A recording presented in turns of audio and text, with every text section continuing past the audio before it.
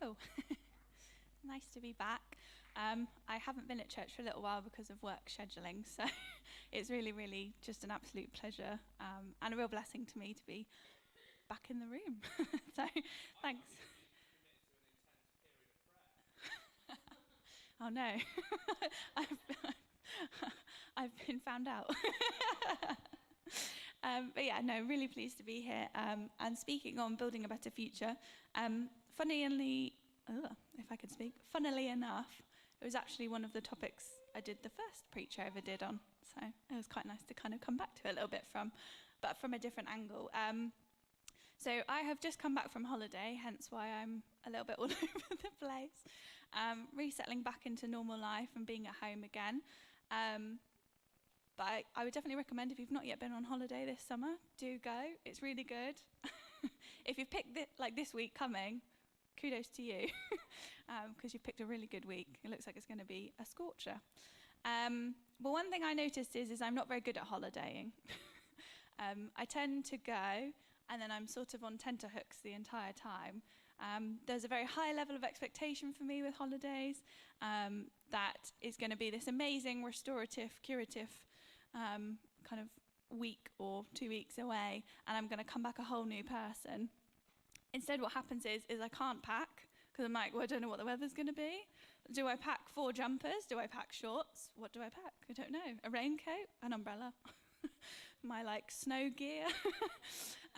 We only went to the New Forest, by the way. It wasn't exactly much different from here, but I had to take everything. So my suitcase was rammed. And then when I was there, it's like, where do I sit? What are we going to eat? Are we going to go? When are we going to go? What time do I need to be up every morning? So I'm not very good at holidays, as you can tell.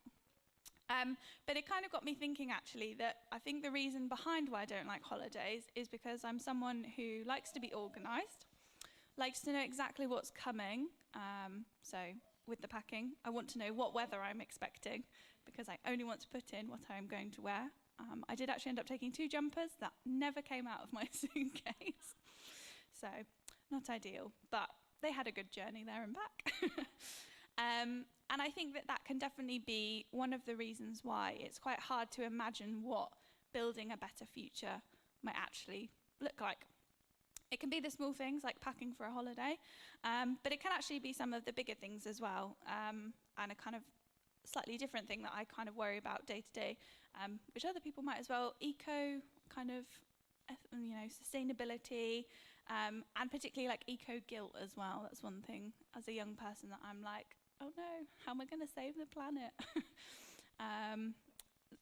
But for other people, it might be other things. It might be you've got a hospital appointment coming up and you don't know what that's going to look like, what's going to be kind of the consequences coming out the other side. Or maybe you're starting a new job, or you're finishing a job, or you're moving house, or all these things from the really small to the really big. And I think it's that challenge and that tension between being comfort and enjoying what you're already in right now, versus that kind of I hope and I am fairly confident that whatever is coming will be better, but I just don't know what that's going to look like, how I can prepare for it best. And I think that's kind of what I want to look at today, because I think it's something definitely that we're looking at Acts 9, but that Saul, before he became Paul, really struggled with. I think he had a very set idea of what he wanted to achieve, where he was going in life, and then God threw him a curveball. He packed for summer, and it turned out to be freezing cold. He didn't have his jumper in his suitcase. So I think that's kind of where the tension lies. And funnily enough, a couple of months ago, I had this really weird image in my head of water flowing. Initially, it was just water flowing. Over time, as I was praying into why was I seeing this image? What was it about? Was it definitely God, or was it just me deciding I needed to drink more water, or I don't know.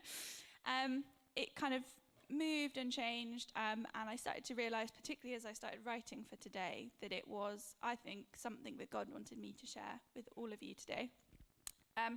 So I've titled the message for today, which is on the next slide, I think, hopefully.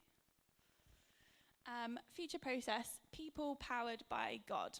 And if we go to the next slide again, Ben, I have a little, I have some images for you, which is new for me. So the picture behind me is of the Canada Niagara Power Station. And it was built in the 1800s and actually provided power for the entire Great Lakes area in America and Canada right up until 2005. And it was the pioneer sort of brainchild of Sir Adam Beck. He built this power station. And the reason I show you is because if we go to the next slide.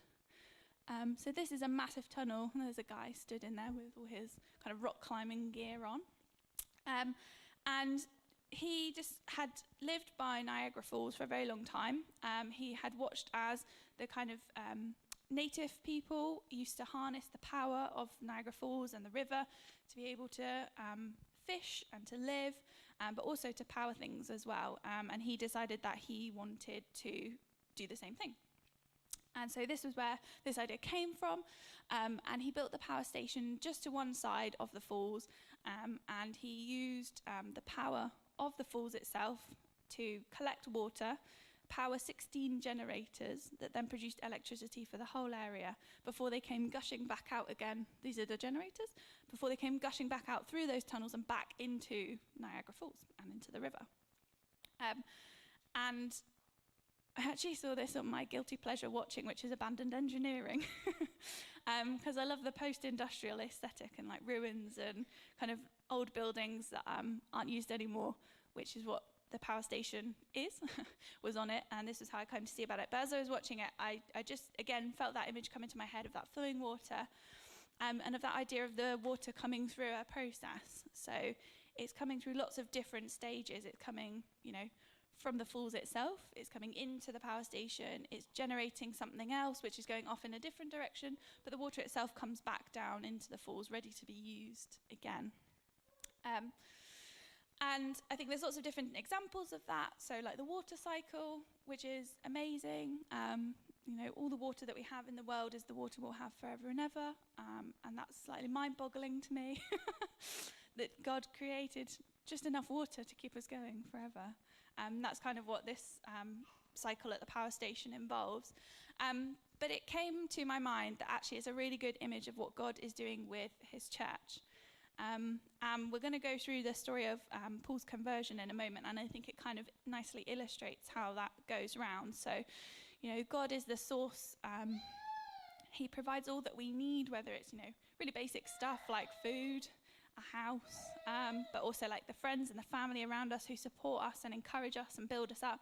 But he also gives us unique gifts and talents and skills to be able to go out into the world and to help generate new things for other people who might go off and do completely different things, but that you continue to go into the next cycle and the next cycle and the next cycle. So, building a better future, it's a steady process. I think sometimes when you're thinking about building new things or starting new things or trying new things, you kind of immediately jump to the destination. And I imagine that Sir Samuel Beck, when he was like, I want to harness the immensity of this falls, was like, well, I don't really know how I'm doing that. It's quite like a big thing to process, but, step by step, breaking it down, working with other people who know a little bit more than you or different things than you, and suddenly you can create things you never thought would be possible. And I think something that comes across in the story of Paul's conversion is that God is all about people, which is why I also named it People Powered by God. And that's because God made us to be part of that big plan. Paul Benger, who came to speak way back in May, obviously mentioned about the fact that people are at the heart of what God is doing, and he calls us to these kind of invitational moments. And so we're not kind of just a side thought in the process, we're an integral part of that process. We're that water that's flowing around, generating power and electricity. And it can't flow the other way. It doesn't, the water doesn't come up the toilet, it goes down the toilet. It'd be gross if it went the other way. Poor example, but it gives you an idea. It doesn't go back the other way. It has to go a particular way around. And I think that's, again, like, when we're trying to put ourselves at the center rather than God at the center, And as the source, that's when it can feel like it's going horribly wrong and it's this massive uphill climb. So hopefully, as we go through this today, it will just kind of give you a sense of like what building a better future is all about, what that process can kind of look like from the view of the early church, but also like how we can evolve it and change it and make it relevant to us today, because we're not the same as the early church, but neither are we completely different. As I said, that water that flew through their process from God is continuing to flow through our process now. And it's just about kind of seeing where there's those needs and those callings and stepping into that invitation when God calls. So we're going through Acts 9, if you've got your Bible or digital device with a Bible on it. And we're kind of going to go through the whole process. So some of the subsections hopefully will come up on the screen. And the first of these is multiplying believers. So we start in Acts 9, verses 1 to 9. And we have a very angry and violent young man named Saul. He is a Jew and therefore not a Christian. And he's very, very staunch in this. He's very well versed and well read in the Jewish faith, and he's kind of very passionate about making sure that the Christian faith doesn't grow, doesn't succeed, doesn't flourish. And when I was reading this, funnily enough, I thought back to myself at age 16 when I thought I knew it all, understood it all, and didn't need God. I was a high achiever, I had a really busy social life, I was part of lots of clubs and activities, and I was striving and working really hard to get to where I thought I should be. And I saw my life going in a very particular direction, and I had my friends and my family around me, and I took their advice, but ultimately I was like, I know best. I know all there is to know about anything. And I think in a way that was kind of how Saul was entering into this moment when he encounters God. He was like, I've had all this training, I'm really well versed in the Jewish faith, I know what God is all about, and I'm going to prove these kind of upstarts wrong. He had decided against Jesus, but the amazing thing about Jesus is that he has not decided against us. He has decided very much for us. And even when Saul was sort of marching along the road to Damascus, very much against Jesus, Jesus was very much for him, just in the same way that when I was 16 and thought I knew it all and was decided against Jesus, he was like, I've got other plans for you. And I think that's a really encouraging place to start with. You could be very much like Saul is at this point, very much against Jesus. You're not about building a better future for the church or for the community. In fact, you're thinking about bringing it down. Or perhaps you're just living in your own world like I was, not really aware of kind of the wider picture beyond yourself. But Jesus knows. He's known you since the very beginning, and he brings you into that, which is quite impressive and amazing. And so in this section, so you see his murderous threats against the Lord's disciples. It's quite clear what his intention was.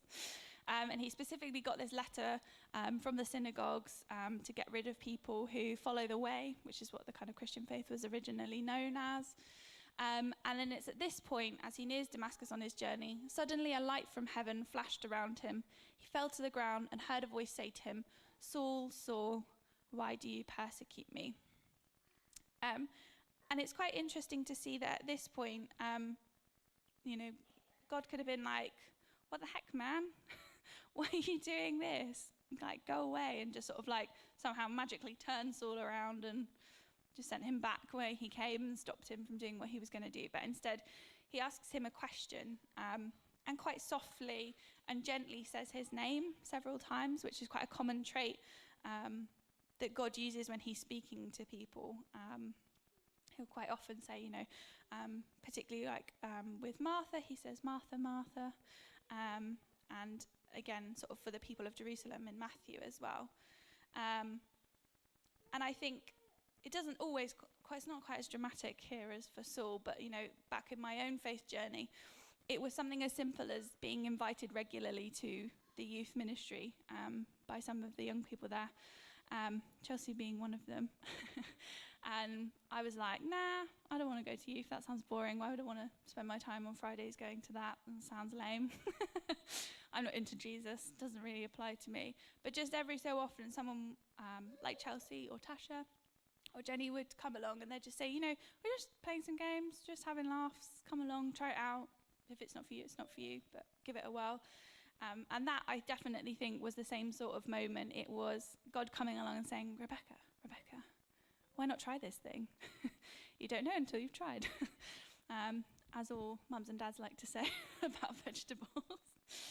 And I think it's that particularly important question of why as well. And I don't think very often in life we stop to think about the why of things. I'm reading quite a good book at the moment by a guy called TJ Klune. It's called The Whispering Door. And it's a kind of fantasy book all about what happens when people have died and how they go through that process and that journey. And very often people are like, how can I be dead? That's not possible. What is the point of life if, I've kind of lived it, I'm dead, and now can't do anything anymore. And I think it's a really good moment where the author has he's taken that idea of the why. Why do we do what we do? Why do we live? What's the point? And kind of really tenderly and carefully explores that theme for several different characters. And I think that's what God is doing here. He's saying to Saul, I know this is the life you've led up till now, but why? And it's not judgmental. It's not angry. It's not why would you do that? It's so stupid. It's a very gentle, just have a think for a minute. Is it really what you want to keep doing and being? And certainly, as I started going to youth and facing that kind of question, what does this mean to me? Why do all these guys come to youth regularly? What does it mean to them? Why would I say yes? Why would I say no to Jesus in my life? And I think it's amazing that sometimes the same can be applied to building that better future. Why are we doing it? What purpose is it serving? Why is God calling us to that thing? And I think it's a powerful place to start. And it actually leads Saul to ask a really important question, which is, Lord, what do you want me to do? And I think that's the very start of building a better future, because I think we can always go, oh, well, we want more kids in youth, or we want more people to be jumping and dancing about when we worship, or we want to reach this particular group in a community. But until we stop and go, why? Lord, what is it you want me to do, particularly for these people? What's the purpose of having more youth, et cetera, et cetera? I think we can sometimes miss the wood for the trees. And I think it's just really important to sort of stop. And I think that's what God is doing here for Saul. He's stopping him, and he's just saying, have a think, have a rest, have a stop, and maybe just kind of consider what it is that you want for the next little while. Where am I going? So back in June, Sarah did a really good sermon all about welcome mats. That's what I remember. But about inviting Jesus in, and I thought it was a really powerful thing, because I think, again, this is a moment of invitation. God wants to step into your life as an individual, also step into the life of the church and into community. And these kind of moments where we stop are really important, because they're the moment at which we kind of hear that knock on the door, and we either go, not today, I'm not feeling it. Or they're the moments where we go, oh, come on in. It's messy in here, but, I'd rather have somebody along to say hello, to hang out with, to chat with. And when we say yes, it's brilliant, because God steps in and he helps to power the next step in that journey that we're heading on, whether a personal one, a kind of group one, or a community one. But just when we say no, doesn't mean that's the end of the road. God will keep on knocking. He'll keep trying. I always like that idea of the open door and the closed door, because I imagine sometimes God, I'm just walking along doing what I do, and God's like, this one, come on, this one. Seriously now, I've opened this door several times, when are you going to notice? But I think that's how God works. He never forces it on you. He's always just gently waiting in the background until you've kind of had that moment to reflect and gone, actually, I think that's a really important thing to step into. And God's very intentional about seeking after the heart of his children. He did it for me, and I imagine he's done it for some of you here today. But even if he hasn't, he is. So take encouragement from that. And I think also take encouragement for that in stepping into a new venture. Because, sometimes you step into things and they go wrong. But I think it's in the failing that we learn the most sometimes. And I think, Saul needed to go on that journey down the Damascus road to encounter God and to realize that the way he was heading wasn't the best way for him. So there's no harm in sort of going the wrong way, having that moment of realization and coming back as well. So that's kind of like multiplying believers. So it's where God is stepping into each of our lives as individuals. And he's saying, I have this way for you if you want to try it. Give it a go, see what it's like. He's providing people in that life to be able to nudge and gently show you, to help you have those moments of quiet reflection and decide what is it we want to be building a better future for? Why are we building a better future in the first place? So the next section then is multiplying community. And I think that's because we can't do it on our own. I don't know about you, but I love being around other people because I feel like from each of them I gain something unique and special. By nature, as I say, I'm quite an organised person, but in being quite organised, I also get very indecisive and flustered. So I often need someone who's very much more like can just take things on the wing and comes along and goes, let's just do that then. That sounds good. We'll just try it. So having someone like that to come alongside is brilliant. It's good sometimes when you've got that friend who can lift you out of a downtime. Someone who's really joyful, who can kind of help you see the good in things. So it's important to have community as well as just that kind of personal faith journey and experience. And I think it's at that point that Jesus puts the extra into our ordinary. And I think it might have been last year now. I don't know, I've lost track of time. But Ant was speaking on the gifts of the Spirit and about the fact that everyone's given a particular gift. And I think sometimes we can be like, oh, well, I really wanted that gift. Why did so-and-so get that gift and I haven't got that gift? Or we just see that our gift, we're like, yeah, that's great. I can help serve that particular generation or that particular community or that particular need in our church. Instead of seeing the bigger picture. And I think that, and I used this metaphor back at the time when I did my first talk on this subject. But when you have a cup of tea, you can see with your eyes that it's tea in a mug, but your eyes can't tell you if that cup of tea is hot or if it's cold. And in fact, sometimes, I don't know if it's ever happened to you, but sometimes when you look at cakes and you think, oh, great, that cake's got chocolate chip in it. And then you taste it and it's not chocolate chips, it's raisins, which is the worst thing to ever happen to anyone ever. So actually what you need to, in order to fully experience and to fully enjoy something, is all of those senses combined together. And I think that's the same for the gifts and talents within the church. And I think it's why community is so important. So I can come up here and I can speak to each of you, but I might not be so great at connecting with the youth in the way that Jemima is. So we kind of need each other to be able to sort of speak into the young people's lives in just the same way that, even the worship band, everyone's got a different ability, whether it's drumming or singing or piano, and that comes together to make a really wonderful experience for each of us each Sunday. And church is not complete without teas and coffees and refreshments. So again, a really vital part of that team dynamic on a Sunday to help make sure that everyone feels really welcome and really at home when they turn up. And so that's why community is so important. And that's why then in the next section in Ephesians, this is after Paul's been converted. He's been speaking for a long time within the church, and he's now speaking to the early church. And he specifically says, consequently, you are no longer foreigners and strangers, but fellow citizens with God's people, and also members of his household, built on the foundation of the apostles and prophets, with Christ Jesus himself as the chief cornerstone. In him the whole building is joined together and rises to become a holy temple in the Lord. And in him, you two are being built together to become a dwelling in which God lives by his Spirit.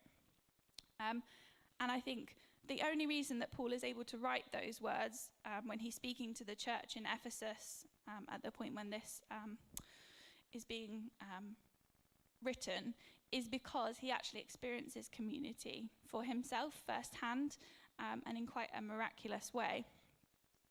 So shortly after he's had that encounter on the road in Damascus, this is Acts 9 verses 10 to 19, he then meets a man called Ananias. We've never met him before, as far as I'm aware, though I am no biblical scholar, so forgive me if I'm wrong. We don't know why he's in Damascus, what his profession is, or how he's kind of come to be there. He's just an individual who's part of the community and who God uses to step into Saul's story at this point in time. And, you know, I think like for many of us, it can be quite scary when new people come to church because we can be very settled in our way of doing things. But actually there's real power and real potency in approaching someone you've never met before, even when you're feeling really afraid, and just welcoming them. And I think that's exactly what Ananias did here for Saul. Saul's gone to a house in Damascus now. He's blind. The light that came from God has blinded him. The people that were with him have just left him. And so he's kind of somehow, I'm not quite sure how, made his way to this house. And Ananias is called by God to come and help him. And he doesn't do all that much. He kind of says hello, heals, well, I say he doesn't do very much, he heals Saul, which is quite impressive. But he's just there, and he's a friendly face for Saul to be welcomed by when he finally can see again. And that really kind of transforms Saul's life. And I think Ananias is quite a good reflection of what we can be to our community. I think, well, and also for building a better future in any context that you're in. Because actually I think we can think that our ordinary lives are not going to make a difference. I know certainly, I said earlier at the top that, you know, eco-guilt is something I live with on a day-to-day basis, and I'm constantly going around going, oh, there's so much plastic in that. Oh, that's going to end up in landfill. How can I recycle this? And when you multiply that to the kind of wider context, my putting something in the recycle bin feels quite small when, you know, maybe a high percentage of the population don't pop their things into the recycle bin. I'm like, oh, it's just a drop in the ocean. But actually, those small steps of faith and those small kind of regular, consistent, as Ant was saying with giving, regular and consistent steps of kind of serving and giving, being there for somebody, keeping on with the work that you're doing, it all makes a really big difference. And particularly when we remember that Jesus is in it with us, and he adds the extra to that ordinary to make it extraordinary. And Paul God even loves people. He loves to use people, and I think that's why he gives us those gifts and those talents. So Ananias in that moment is given that gift of hospitality and of welcoming and of being there for Saul at a time when he really needed it, welcoming him into the early church community.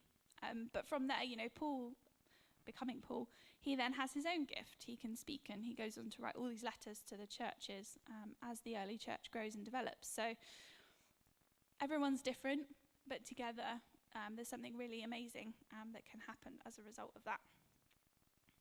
And God knows each of you specifically. There's that lovely psalm written by David that talks about the fact that he's known you before you were born, as you're being formed in the womb. He knows every hair in your head, and it's counted as, you know, more special than anything in the world. And so certainly I know I've gone, I don't know what any of my gifts or my talents are. What am I going to do ever? Which is very overdramatic, which is how I am. But God knows what those gifts and those talents are, and he knows the right moments for them to come into fruition, into being, and when they're going to make the kind of key impact. And I think one of the things to remember is Ananias is fortunately told by God that obviously Saul is going to be this important person in his kind of plan for the early church. But I think on the grand scheme of things, God doesn't always tell us the impacts that our gifts and our talents will have. Very often, you say welcome to someone on a Sunday, or you have a chat with somebody at work, or you give someone an encouragement, all those little things that you think, no, I did my best, but probably nothing will come of it. Sometimes those are the very seeds that God is growing and watering and nurturing that then take someone else out into the world and into something bigger and greater. And you'll never know about it. But I think that's the beauty sometimes. We just have to give things a go. God then takes that and transforms it into fruit, which is amazing. And then finally, multiplying leaders. And this kind of goes back to that people powered by God, because it is through Jesus and through God that we have that power to be able to step out and use those gifts and talents.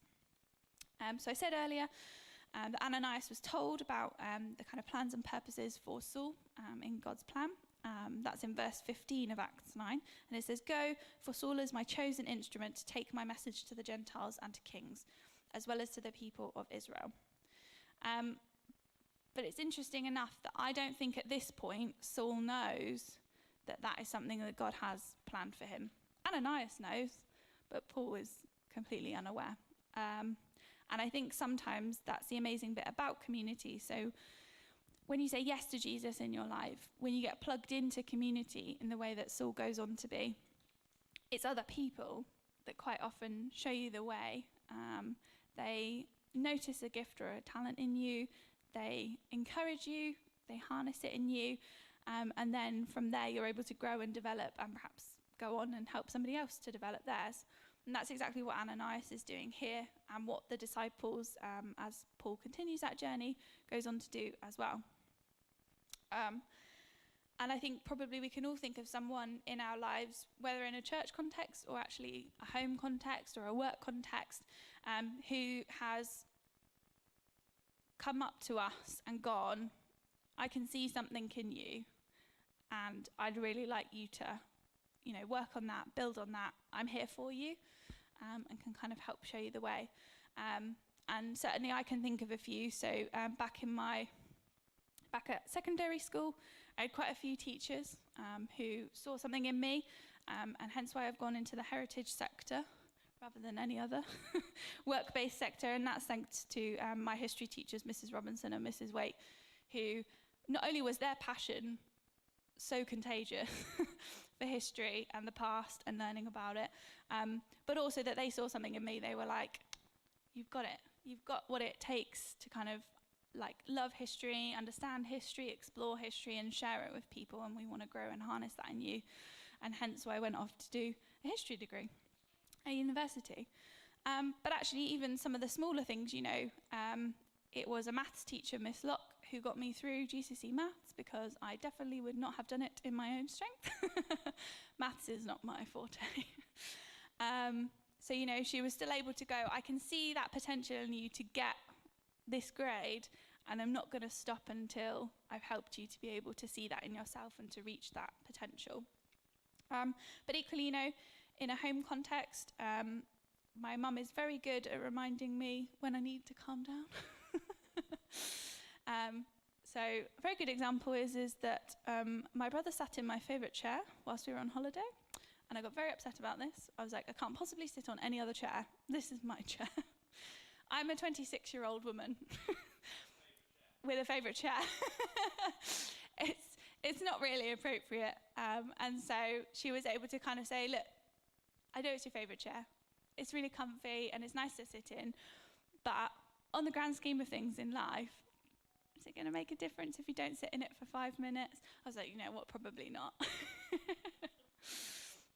So it's kind of good to have people around you to show you kind of, where you're making mistakes and help you kind of learn from them and grow through them, but also people to see that spark and that gift and that talent in you, and to raise you up and show you what you can achieve and how that can make an impact in somebody else's life as well. And for Paul, he goes on to be a great speaker. He writes all those letters, as I said before, but it's amazing to think that initially that knowledge and that power to speak could have been used for great ill, really. He's understood and learned all about the Jewish laws and customs. He knows how to stand and to kind of advocate for the ruin of the early church. And yet, by coming alongside Ananias and then later the early disciples as well, and the early church, that gift and that talent is flipped, and it's able to be used for really great good rather than really great ill. And I think Paul's willingness to serve the Lord is also a contributing factor in the fact that he's able to grow and increase this gift and this skill as well. He's willing to put himself out there because he has come to Damascus as the man who's going to tear down the people of the way. And yet, having been there only a couple of days, having spoken to Ananias, he goes out to the temple and starts preaching the good news of Jesus and the fact that he's been saved. And people are like, is that okay? Is that allowed? Should he be doing that? I'm a little bit concerned that this is a bit of a trick and he's going to turn around and get us. So, that shows real willingness and faith to kind of step into something that could have been quite deadly for him and for the early disciples as well. And again, there's other examples of other disciples. So Barnabas, later on, just after Paul has tried to preach and the people are turning on him in Damascus, he takes him in, despite the fact that, Paul could be this kind of secret agent trying to infiltrate the early church, and that he's going to change and not be kind of the changed man that he seems to be. But Barnabas goes, I'm willing to trust God on this one and come alongside Paul. So I think the whole story of Saul's conversion to Paul is really powerful in sort of showing, one, how we can encounter Jesus and how that can be really transformational in our own lives, but also then how we can use what we learn from that situation, that stopping point of going, why? Lord, what do you want me to do? To then be able to connect into communities, whether that's communities who've already gone through that and they can support you on that journey, or whether it's you coming into community that you can then reach out and sort of show other people that way as well. And I think also throughout the whole of Saul's conversion to Paul as well, the thing that I take most from is how human that he is. He makes mistakes, as do we all. And I think a key part of building a better future is recognizing when you've made mistakes, taking ownership of them and learning from them. It's certainly something I found to be really useful in my own life as well. And just to kind of highlight that, no, never mind. So yeah, that's kind of where I've gone with it today. As I say, not my best, but I've just come back from holiday, so I'm still a little bit rusty. But I hope it's just kind of given you a little bit of a taster of how we can start to build a better future together. Both kind of personally, but also connecting together as a community, and then growing each other for those kind of leadership roles, making those next steps, and just reaching out to others. And hopefully it's kind of shown you that flow as well. So God's poured in that water to each of our lives. Some of us will have accepted it already, some of us won't. And from there, we're then able to kind of move that water around to the next stages of the process. And from there, it kind of reaches out to other people and has a real impact as well. And at the very end of Saul's story, in Acts 9, verse 31, it says, "The church then had peace throughout Judea, Galilee, and Samaria, and it became stronger as the believers lived in the fear of the Lord, and with the encouragement of the Holy Spirit, it also grew in numbers." And I think something that I found really important from the story is it's a continual process. And I think quite often when we think of building a better future, we focus on that future. And we focus on a destination point. And we sometimes can lose sight of the journey in that. So quite often you could look at that verse and go, the church then had peace throughout Judea, Galilee, and Samaria. And you're like, great, happy ending, end of the story, bye-bye, see you later. But the truth is actually the final line there is, and it also grew in numbers. And so it didn't just stop. The early church didn't just build a church and then go, that's enough, we've got everyone we need, and we'll stop building there. They went, actually, a better future will continually look different at different times for different people in different ways. And part of that process that we go through as personal individuals is we grow and develop. And we have seasons, there's times of rest, times of work, times of growth, times of healing. And the same is true of the future as well. It's not kind of set fully in stone. In fact, it's kind of constantly evolving and changing and flowing like water does. And so I think it's about kind of investing at each stage and not being afraid to give something a go with the people around you. And just kind of having love and energy and passion, both for Jesus, who's the source of it all, but also for those around you, that you can kind of spot those gifts and those talents, encourage them, grow them, come alongside people when they're feeling down, but also in those joyful moments of celebration as well. Because building better means building together, you, me, and Jesus. And that's the key thing I would just encourage you to take away today. If everything else was complete nonsense, which it probably was, that's the kind of key bit I'd get you to take away from today. Because it starts with God. It comes to each of us as individuals, each of you and me. But then we come together, and when all three of us come together, you, me, and Jesus, something extraordinary happens. As I say, he takes our ordinary and he makes it extraordinary. Things seem really big sometimes, we've very recently obviously seen that the government is changing quite rapidly. The PM we had in is not the PM we will have in soon. And I think that those can all feel like very stressful, high-level things that either we have absolutely no control of, which we don't, or that we can't kind of speak into. And no, we can't necessarily be the people picking the next Prime Minister, and maybe it won't be someone we agree with. Maybe it will, I don't know, we'll find out.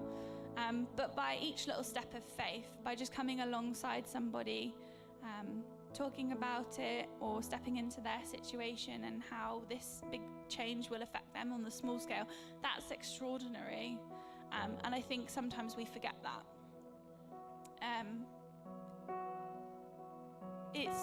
It's an incredible blessing when someone takes time, they take a moment to just see you for you.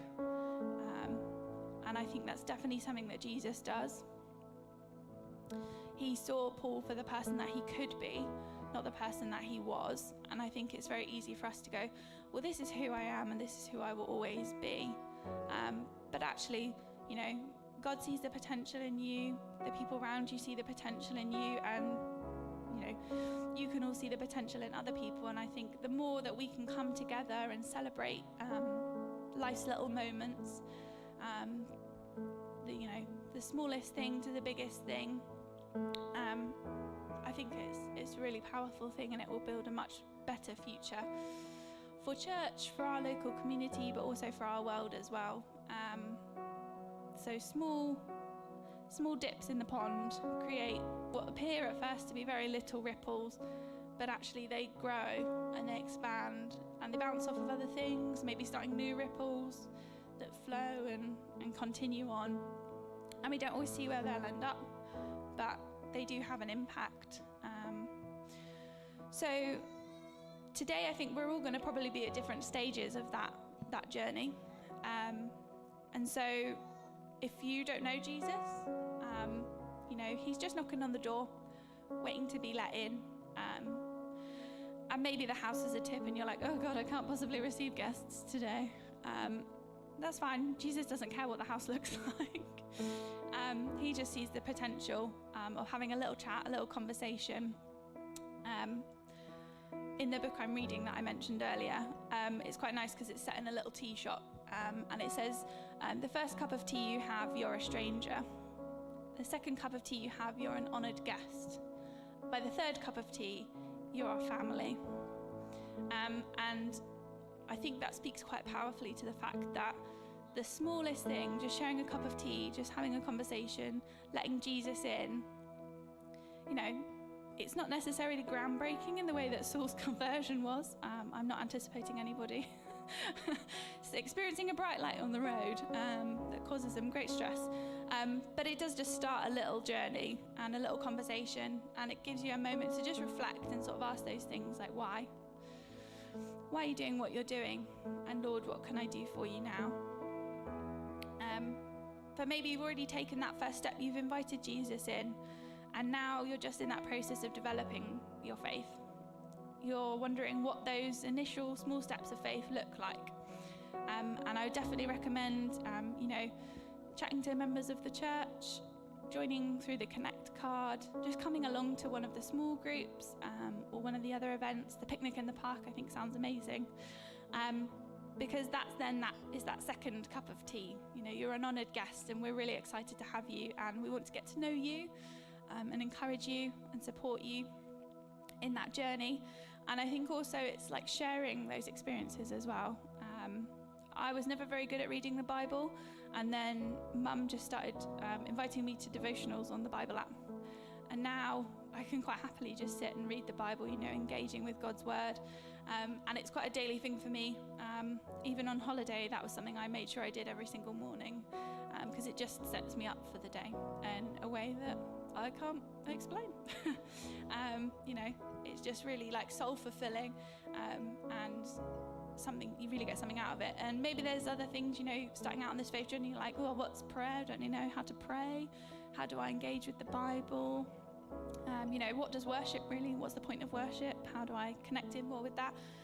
Just come alongside people, follow their example for a bit, learn your way of doing it, be encouraged in that. And then finally, maybe you're a little bit further along that journey, and you're like Paul, and you're willing to kind of step out in all that God is calling you to. And my prayer for you this morning would just be to go for it. Don't be afraid of failing, because God is there to catch you. It says in Isaiah that he'll lift us up on wings like eagles. And so it will feel rough. The path of being a Christian is not straightforward. But he has plans to prosper us, and to keep growing us in our faith, and, in his church as well. And so again, bringing people alongside you with other people, just have a step out in faith today. Think about what it is that God's calling you to. My new horizon is that I'm off to university in September, and there's a bit of me that's absolutely excited for it, but I'm also absolutely terrified, because it means I'm leaving a lot of the stuff that I love and know and that is comfortable. But I do genuinely think that God has put it on my heart for a reason, and where originally I'd planned to do it 2 years earlier, COVID happened, as it happened to us all. But I think that there was real timing in that from God. I wasn't meant to do it before. Now is the time. And so I'm just, taking that step of faithfulness and willingness to give it a go and see what God's got planned. It might go wrong. Who knows? But I'm willing to trust that God has got something big planned as a result of it, whatever it might end up looking like. And I just pray exactly the same thing for all your new ventures, whatever they are, whatever they look like, that as you step out in faith, trusting that Jesus has got you by the hand, he will take you the way that you need to go. And so this morning we're just going to pray the salvation prayer. In principle, it's obviously for people who have never welcomed Jesus into their lives before, but actually I quite often say it even when I'm sat down here, and I've been a Christian since I was about 16. Because I think it's just really good that each and every day we just remind ourselves that we've chosen to follow Jesus, that we're willing to give a go whatever he's calling us to, that we want to, as Ant said, on days when we're not at church, step out and invest in relationships and in people and in situations which we are in as well. So if you'd all like to stand, and we'll just say it together. Hopefully it will come up on the screen. Perfect. So, dear Lord Jesus, I need you.